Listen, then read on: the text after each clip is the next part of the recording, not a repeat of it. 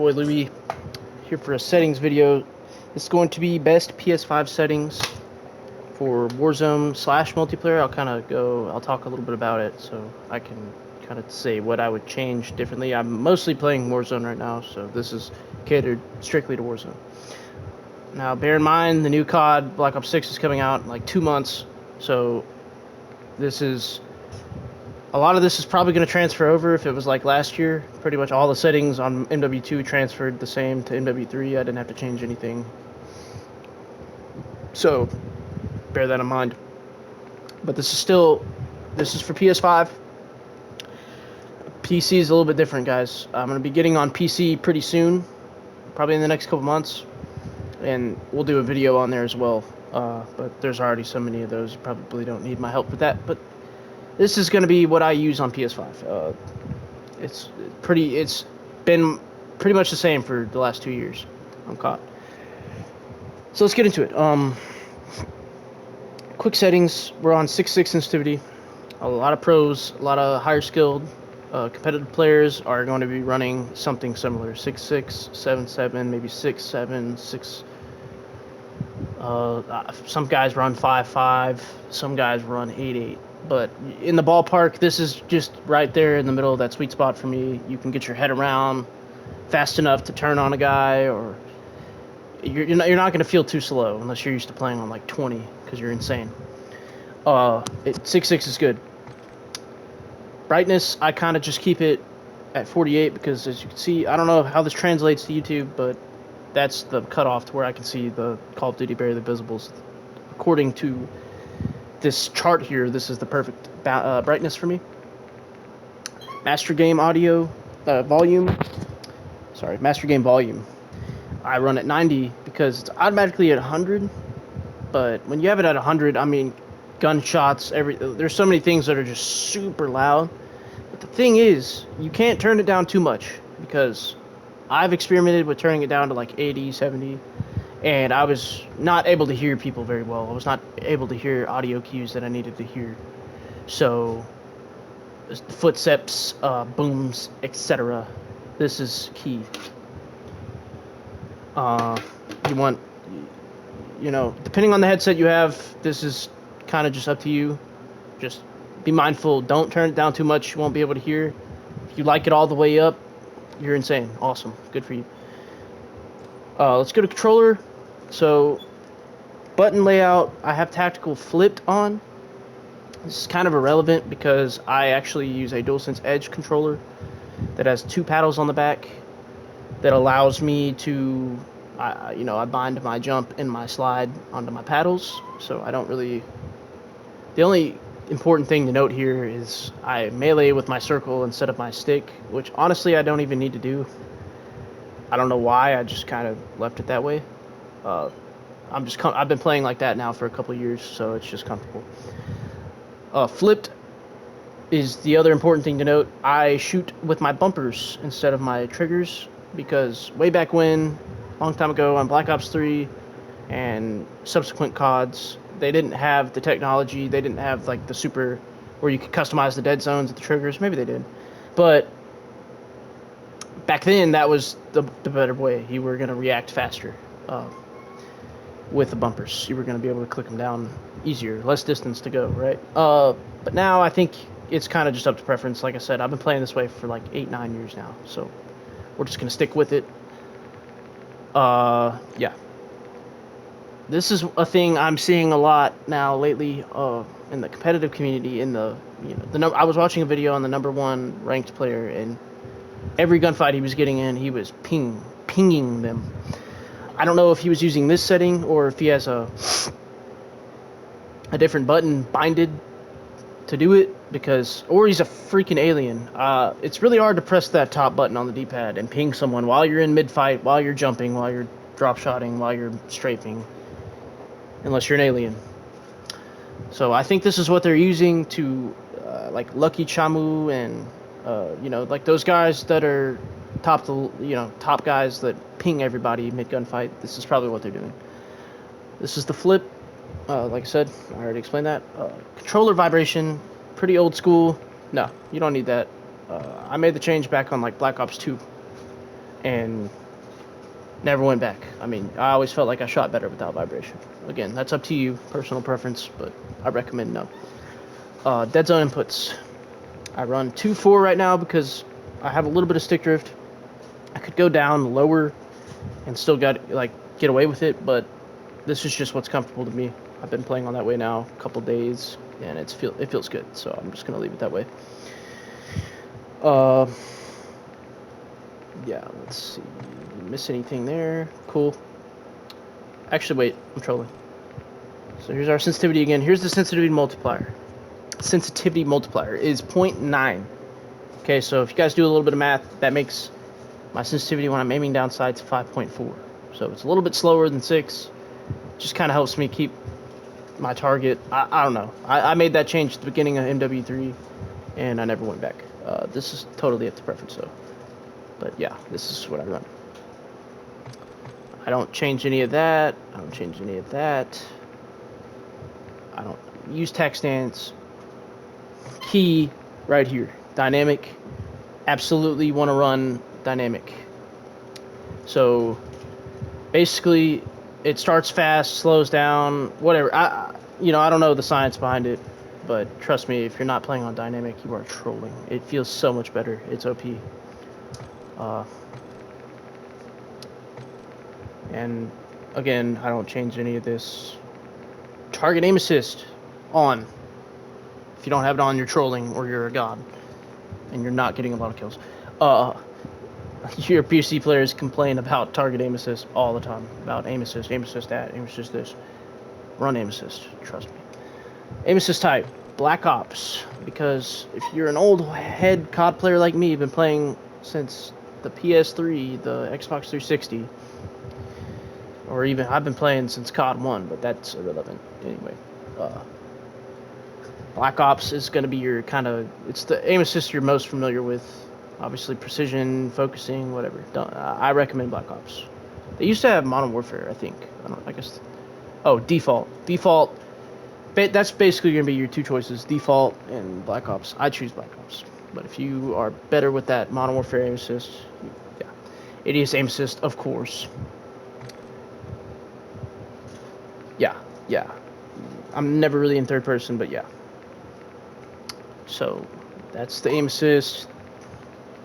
Sensitivity, gameplay. I currently am running automatic tactical sprint because I'm playing a lot of Warzone, and my thumb gets tired when I have to fucking sprint constantly. I have to click that stick constantly, and it wears the stick. You don't want to have to go replace your controller after 2 weeks of playing Warzone. So honestly, recommend automatic tactical sprint for Warzone. Now, in multiplayer ranked or multiplayer in general, when you're playing on small maps and you're having to be a lot more cautious, and people are sound whoring and it's different than Warzone, you probably, what I would do is run automatic sprint and single tap sprint. That way I'm not just tack sprinting everywhere, stomping, accidentally blowing around corners that I should slow peek. So yeah, but for Warzone and what I'm mainly playing right now, yes. Auto move forward, no. Single tap, that's irrelevant when I have automatic tap sprint on. Grounded mantle, no. Climb nearby objects. Yeah, okay, there we go. Automatic. Turn that shit off. This right here was the biggest thing I needed because I couldn't explain. I could, I'd have $1 million if I got a penny for every time I accidentally climbed something or accidentally when I'm sprinting next to something and I randomly jump on it, or like trying to get away, randomly climb onto something. Yeah, turn that off. Get used to pressing your jump button to climb things. It's that way you know what you have to do every time. It's not just random. Tap to slide. It was tap to dive on MW2 because there was no slide canceling, but I switched it back to tap to slide this year. Obviously, you want to tap to slide. If you're not slide canceling, you're trolling. Trigger sprint. Okay, yeah. That's just what I'm running. It feels pretty normal. I'm not really sure what that does. Free fall, so it doesn't. It opens automatically. I guess I have that on. I've turned it off before, but it, honestly, I don't really mess with it too much. Movement based. This is just going to make it a little bit more up to you on the way you climb and go over things. And it gets me killed sometimes because I'm not used to it, but if you're not good with that left stick, I would just not change it to movement based. But if you can move like a demon, or you're decent at moving, this is going to be good for you. Gas mask activation manual.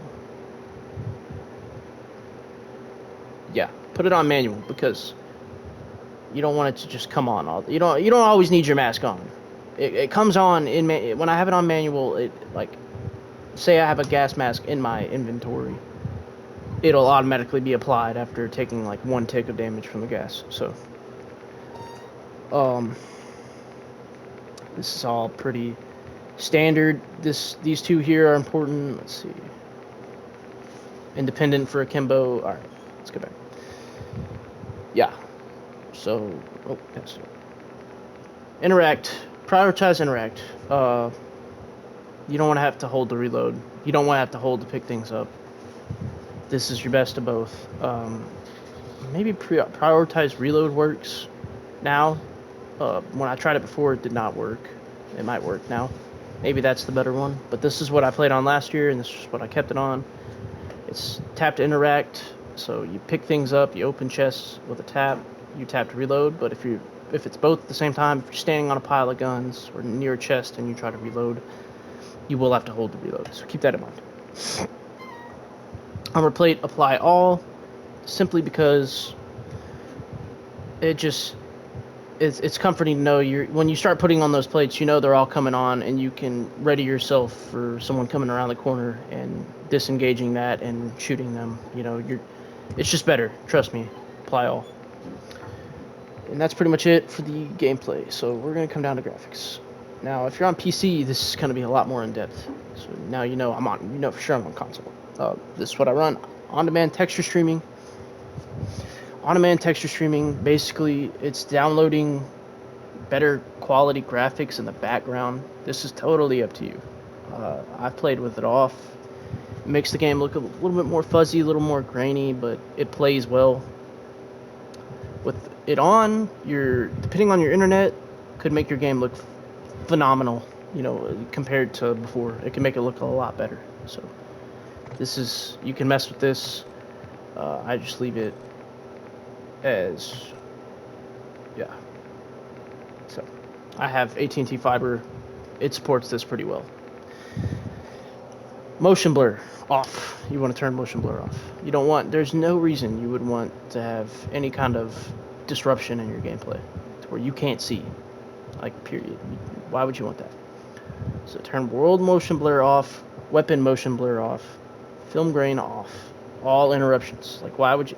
Yeah, it looks cool. No, turn it off. Depth of field off. It'll blur the sides when you're aiming in. Off. Like, for me, I just like to be one clear picture at all times. I'm aiming in, not aiming in, doesn't matter. One clear picture at all times. It's better that way. Fidelity FX cast. So basically, this enhances the sharpness of the scene rendering using whatever. It makes, like, for example, on the player, it just makes it outline a little bit easier to see. The outline. I don't know how to. It makes like black stick out more. Trust me. Turn this on. Turn this all the way up. It'll help you see diamonds in the rough. You'll want that. Eco mode. Turn that off, because if you're on a console, you're not consuming that much energy. This is totally up to you, but I don't think it's necessary. I turned it off. Now here's the big one. If you have a monitor that supports at least 120 hertz, mine's like 144. If you have a monitor that can do it, or TV, whatever you have, put on 120 hertz, because I swear to God, 120 hertz compared to 60 hertz is night and day, and it makes it so much more smooth, so much better to play on.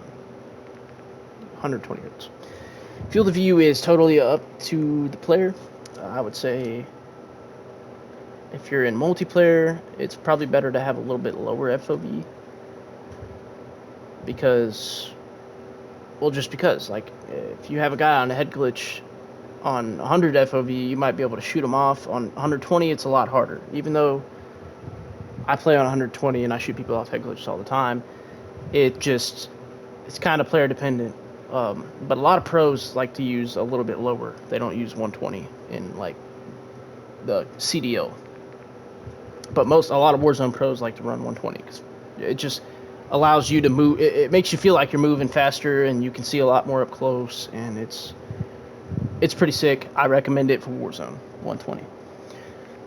Obviously, here we go again. Least turn down your camera movement. We don't want any more disruptions in the gameplay. You want it to be a smooth picture at all times.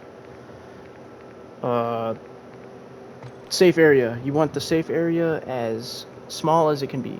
It'll bring the map in. It'll bring your total heads-up display. It'll bring it in. Like, it's not like it's cutting off the screen, but it'll bring like all the heads-up display in more, so your eyes aren't wandering all over the screen to see things. Audio. If you have a good headset, headphone bass boost, or if you have headphones, headphone bass boost. Headset, my bad. If you have a headset, headphone bass boost. But if you're using like Apple headphones or like really cheap headphones, maybe run headphones. I don't know. I would probably say headphone bass boost is the best. But that's going to be depending on your headset.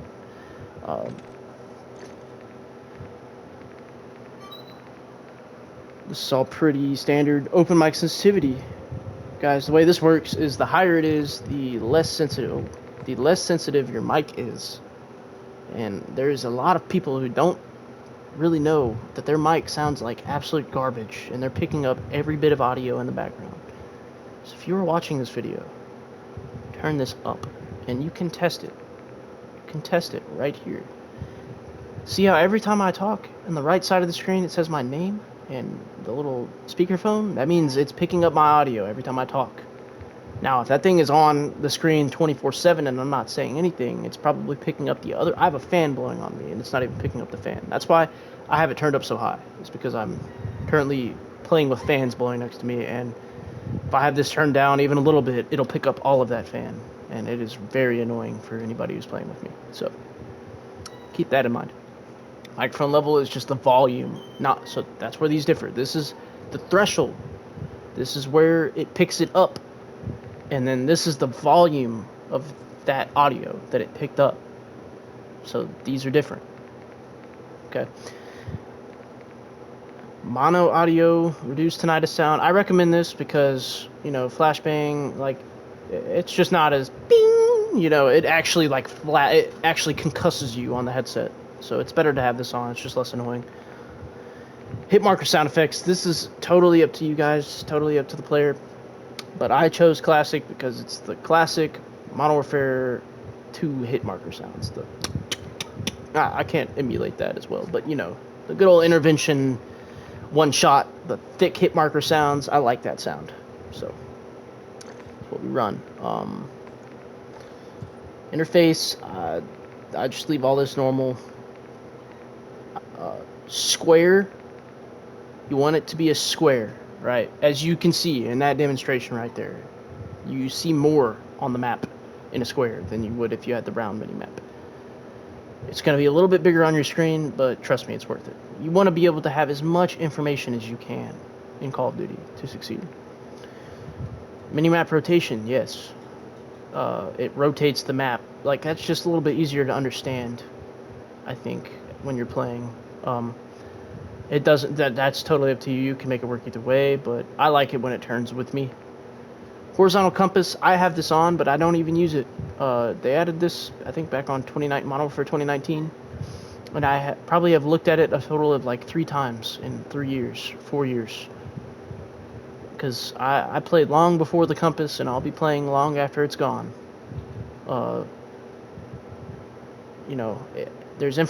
It helps you get red dots, and it was especially helpful before when red dots didn't show up on the minimap, but now the minimap works kind of how it's supposed to.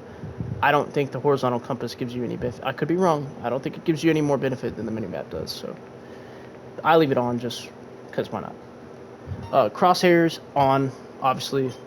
Trolling, if you're not, you want to be able to have something to base your centering off of. If you can't tell where you're centered, if you can't tell where you're going to fire, you're at that much of a disadvantage compared to somebody who does.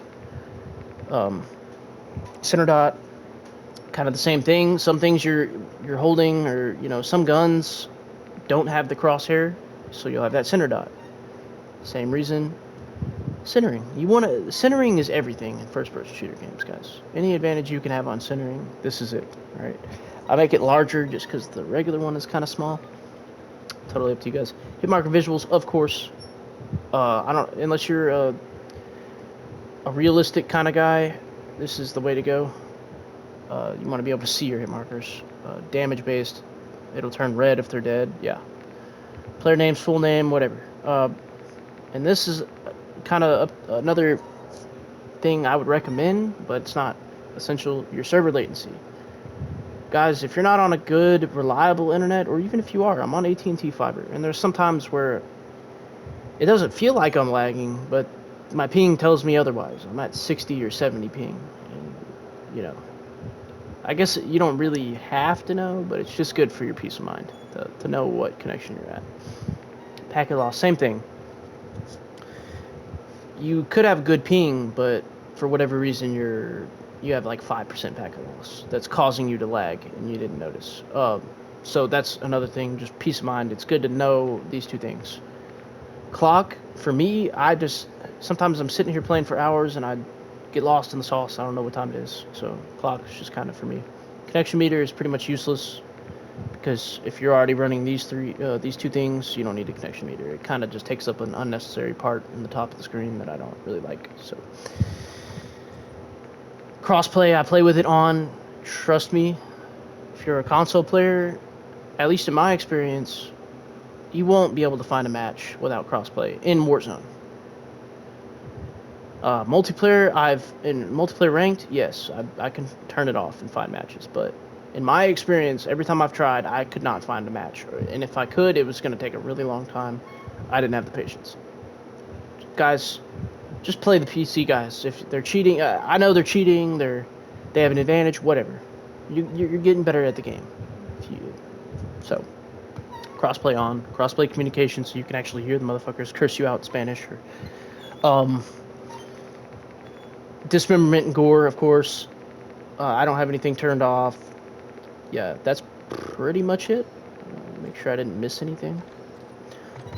And like I was saying, I think I said this at the beginning, this will probably transfer over to BO6. And this is going to be kind of I'll probably do another video for BO6. But I'd imagine a lot of this isn't going to change too much. So, and there's proof I play on a controller, just in case there's any doubt. Yeah. That's my settings. You don't have to do exactly what I do, but especially the things I harped on, I would look into it. And like I said, this is kind of a thing that I'm probably going to be experimenting with soon. So I'm not going to give the go-ahead on it yet, but yeah. Anyway, thank you guys for watching.